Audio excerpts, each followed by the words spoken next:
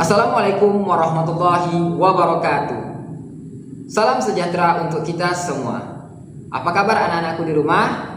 Tetap dalam keadaan sehat-sehat selalu ya. Dan ingat, ikuti selalu protokol kesehatan yang sudah ditetapkan oleh pemerintah. Jangan melanggar protokol tersebut. Karena mengapa? Karena kita tahu saat ini corona sudah tersebar di seluruh pelosok Indonesia. Makanya kita perlu berhati-hati, waspada, tetap menjaga diri kita dalam keadaan sehat-sehat selalu. Baiklah anak-anak, sebelum kita masuk pembelajaran pada hari ini, alangkah baiknya kita berdoa. Semoga pelajaran kita kali ini mendapat ridho dari Allah Subhanahu wa Ta'ala, dan apa yang Bapak sampaikan nantinya anak-anakku semua bisa memahami dan bisa mengamalkan di dalam kehidupan sehari-hari. Nah, setelah kita berdoa, Bapak akan mau kasih ke kalian yaitu motivasi terlebih dahulu, biar anak-anakku semua di rumah semangat belajar. Seperti ini. Jika Bapak bilang semangat pagi, maka anak-anak jawabannya ialah pagi, pagi, pagi, luar biasa. Bisa anak-anakku semua di rumah? Oke? Sekali lagi, semangat pagi anak-anakku di rumah. Pagi, pagi, pagi, luar biasa. Nah, itulah motivasi yang Bapak kasihkan sebelum kita memasuki video pembelajaran kali ini. Biar apa? Biar anak-anakku semua semangat belajar di rumah. Nah, untuk pembahasan kita pada kali ini ialah materinya tentang interaksi sosial. Adapun tujuan pembelajaran kita kali ini adalah mengidentifikasi dan memahami pengertian dari interaksi sosial serta bagaimana cara menerapkan dalam kehidupan sehari-hari. Nah, sekarang kita masuk untuk pengertian interaksi sosial. Interaksi berasal dari kata interaction yang berarti suatu tindakan atau action. Interaksi sosial adalah proses hubungan sosial yang berkaitan dengan hubungan antar individu dengan kelompok, antar kelompok dan kelompok lainnya. Sedangkan yang dimaksud dengan proses sosial adalah interaksi timbal balik atau sering disebut sebagai hubungan yang saling memengaruhi antara manusia yang satu dengan yang lainnya, di mana hubungan ini berlangsung seumur hidup di masyarakat. Selanjutnya, di sini kita bisa lihat pengertian dari interaksi sosial menurut beberapa para ahli. Yang pertama ialah menurut Kimball Young, interaksi sosial adalah kunci dari semua kehidupan sosial. Tanpa interaksi sosial, tidak akan mungkin adanya kehidupan bersama di dalam suatu masyarakat. Pengertian yang kedua, menurut Sujono Sukonto, interaksi sosial adalah bentuk yang tampak ketika orang atau perorangan atau kelompok-kelompok manusia mengadakan hubungan satu dengan yang lain, terutama mengetengahkan kelompok sosial serta lapisan sosial sebagai unsur-unsur pokok dari struktur sosial. Yang ketiga, menurut Gilin dan Gilin, interaksi sosial adalah hubungan-hubungan sosial dinamis yang menyangkut hubungan antar orang, antar kelompok maupun individu dengan kelompok manusia lainnya.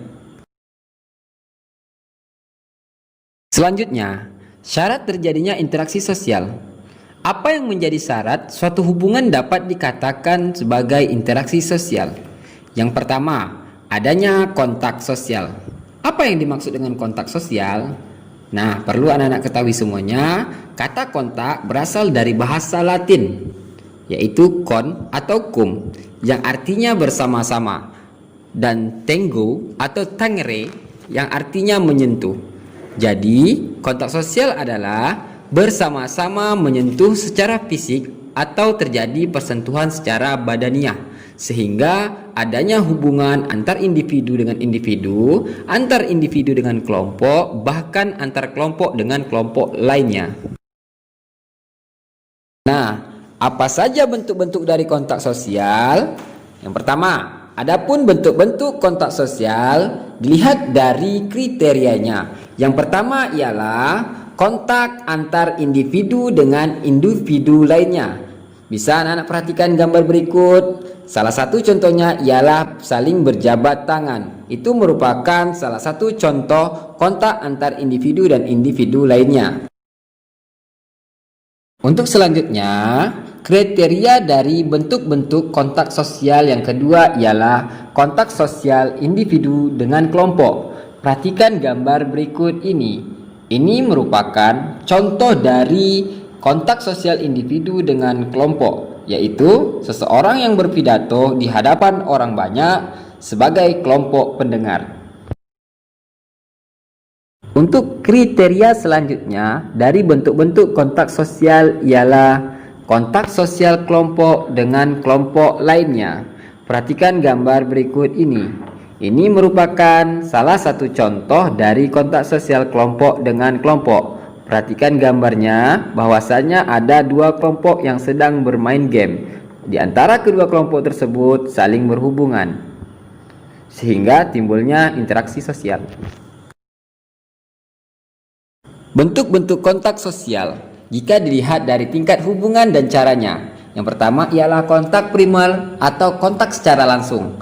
Yang kedua ialah kontak sekunder atau kontak secara tidak langsung. Perhatikan gambar berikut ini. Di situ sudah Bapak kasih gambaran atau contoh dari kontak secara langsung maupun secara tidak langsung. Perhatikan gambar yang pertama, bahwasanya contohnya di situ ialah bertemunya antara penjual dan pembeli. Nah, untuk contoh yang kedua ialah kontak secara tidak langsung. Contohnya ialah seseorang yang sedang menelpon. Baiklah, untuk bentuk-bentuk kontak sosial selanjutnya ialah jika dilihat dari sifatnya. Yang pertama ialah kontak positif.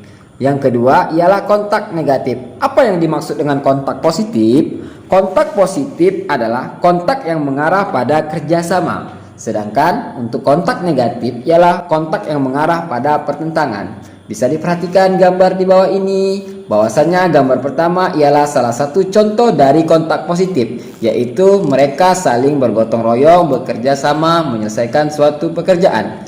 Sedangkan contoh yang kedua, perhatikan gambar yang kedua, yaitu contoh dari kontak negatif. Di situ bisa kita lihat bahwa seorang pelajar sedang bertawuran.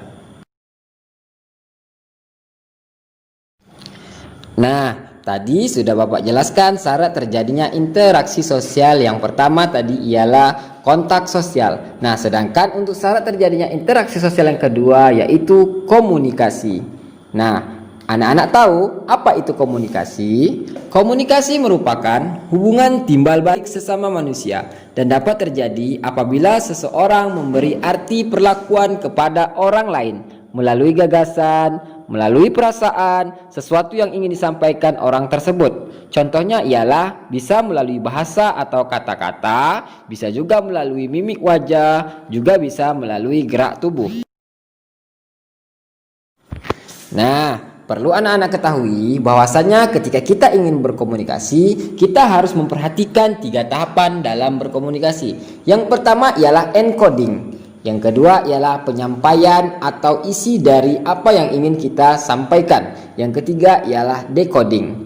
Apa yang dimaksud dengan encoding? Encoding adalah sebuah tahapan di mana sebuah gagasan atau program dikomunikasikan wujudnya berupa sebuah gambar atau kalimat. Sedangkan yang dimaksud dengan penyampaian ialah tahap mewujudkan gagasan yang sudah berupa bentuk kalimat atau gambar yang disampaikan baik lisan maupun tulisan. Sedangkan yang ketiga ialah decoding. Apa yang dimaksud dengan decoding? Decoding adalah tahap ekstrak data yang telah diencoding tadi dalam bentuk sinyal asli atau asalnya. Nah, itulah merupakan tahapan-tahapan ketika kita ingin berkomunikasi, sehingga apa yang kita komunikasikan menjadi hubungan-hubungan yang saling berketergantungan antara yang satu dengan yang lainnya. Perhatikan ilustrasi berikut ini. Dari ilustrasi di atas tadi, bisa Bapak simpulkan bahwa proses komunikasi itu berasal dari komunikator atau si pemberi pesan melalui encoding, pesan yang ingin disampaikan, dan sinyal yang akan disampaikan kepada komunikan atau penerima pesan. Lalu si penerima pesan menerima pesan yang disampaikan, kemudian si komunikan atau penerima pesan merespon dari apa yang telah disampaikan oleh si komunikator tadi atau si penyampai pesan. Nah, dari sinilah kita tahu bahwa proses komunikasi seperti yang telah diilustrasikan dan yang telah digambarkan pada bagan berikut ini. Selanjutnya, bentuk-bentuk dari interaksi sosial. Terdapat dua bentuk interaksi sosial, yaitu yang pertama, proses sosial asosiatif. Apa yang dimaksud dengan proses sosial asosiatif? Proses sosial asosiatif yaitu proses sosial yang mengarah pada bentuk kerjasama dan persatuan. Contohnya ialah kerjasama, akomodasi, asimilasi, dan akulturasi. Sedangkan bentuk-bentuk interaksi sosial yang kedua yaitu proses sosial disosiatif. Apa yang dimaksud dengan proses sosial disosiatif? Yaitu proses sosial yang cenderung mengarah pada pecahan atau konflik. Proses ini meliputi persaingan, kontravensi, dan pertentangan. Selain dari bentuk-bentuk interaksi sosial yang tadi yang sudah Bapak jelaskan, di sini juga akan Bapak jelaskan faktor-faktor terjadinya interaksi sosial. Yang pertama ialah imitasi, yang kedua motivasi, yang ketiga sugesti, yang keempat identifikasi, yang kelima simpati, dan yang keenam empati. Yang pertama, imitasi. Apa yang dimaksud dengan imitasi? Imitasi adalah tindakan atau usaha untuk meniru tindakan orang lain. Sebagai contoh, tokoh idealnya. Perhatikan gambar berikut ini. Ini merupakan salah satu contoh dari imitasi. Anak mengikuti apa yang dilakukan oleh orang tuanya. Selanjutnya yang kedua ialah motivasi. Motivasi adalah dorongan, rangsangan, pengaruh atau stimulus yang diberikan seseorang individu ke individu yang lainnya, sehingga orang yang diberi motivasi tersebut menuruti dan melaksanakan apa yang dimotivasinya secara kritis, rasional, serta penuh tanggung jawab. Sebagai contoh, perhatikan gambar berikut. Itu merupakan salah satu contoh dari motivasi. Yang ketiga ialah sugesti. Apa yang dimaksud dengan sugesti? Sugesti adalah pemberian pengaruh atau pandangan seseorang kepada orang lain dengan cara tertentu sehingga orang tersebut mengikuti apa yang telah disarankan. Sebagai contoh, perhatikan gambar berikut. Yang keempat ialah identifikasi. Identifikasi adalah kecenderungan atau keinginan dalam diri seseorang untuk menjadi sama dengan orang lain. Sebagai contoh, perhatikan gambar berikut. Seseorang yang mengidolakan seseorang lainnya dengan meniru apa yang menjadi gaya ciri khas orang tersebut. Yang kelima ialah simpati. Simpati adalah suatu proses seseorang yang merasa tertarik kepada orang lain sehingga ia ikut merasakan apa yang dirasakan oleh orang tersebut, baik itu perasaan sedih, baik itu perasaan senang maupun perasaan lainnya. Dan yang terakhir, yang keenam ialah empati.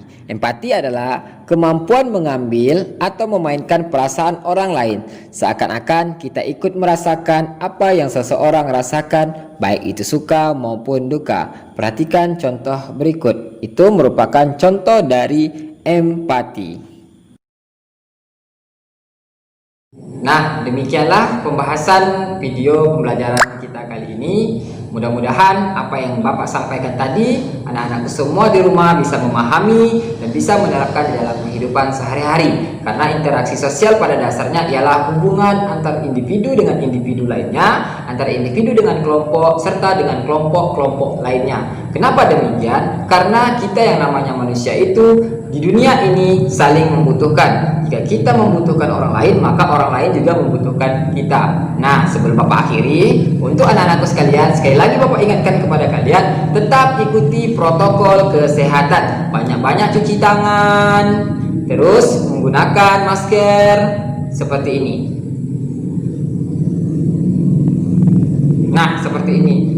Sampai jumpa di video selanjutnya. Wassalamualaikum warahmatullahi wabarakatuh.